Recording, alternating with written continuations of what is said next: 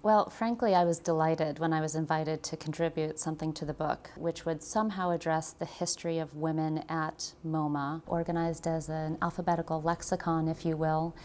From the very beginning, MoMA really was the idea of three remarkable women.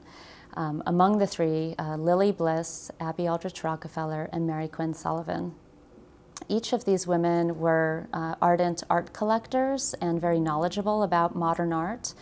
They were very plugged in with the art circles in New York City and abroad, of their days. While there were many collectors present in New York City in the 1930s, it was these three women alone who bound together and decided that it was a real necessity to create a museum devoted to modern art in New York City. And it is because of their singular vision and determination that this museum, as it stands today, exists. Lily Bliss, an important collector of modern art at the time, had been involved with the Metropolitan Museum in the early 1920s to mount an exhibition of Impressionist and post-Impressionist works of art. That exhibition was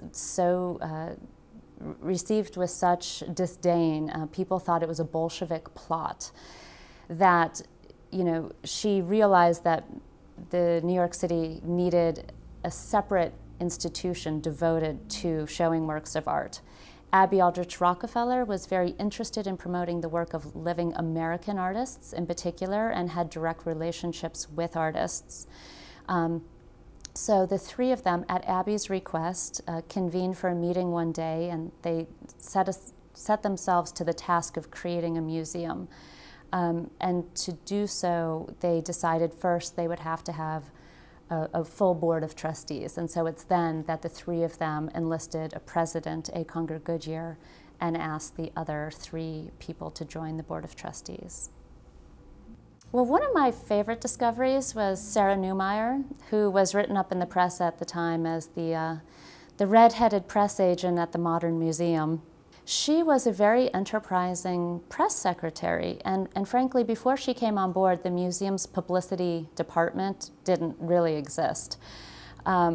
She was just an independent person working in Hollywood when, in the 1930s, she had heard about the MoMA traveling exhibition of the Whistler Mother painting, which we had on loan from Paris. It was the first time it had traveled. It was insured for $1 million, so at that time this was a staggering amount of money. The painting, under the auspices of MoMA, was traveling around the country, and when she went to see it, she realized that none of the publicity leading up to it indicated that this was a MoMA-organized exhibition. So she contacted MoMA directly and said, "You need someone like me to lead up your publicity efforts." And boy, let me tell you, by the end of her tenure, it was documented that MoMA was the most highly publicized museum in the world. The lexicon also includes some broader subjects, one example of which is simply called protest, which is basically protest at both the Museum of Modern Art as well as within the larger art world in predominantly the 1960s and 70s, when you have important groups such as the Art Workers Coalition or Women Artist Revolutionaries, or even ad hoc committees that were organized to protest the fact that MoMA and other institutions were not being responsive enough and inclusive enough of collecting and exhibiting works by women artists. So there is a topic devoted to a short history of that. In many ways, I consider myself a modern-day archaeologist, and by doing the lexicon, we were able to go in and use materials which had really never been employed before to the service of creating a larger history about the nature of this institution and how certain programs were created and evolved.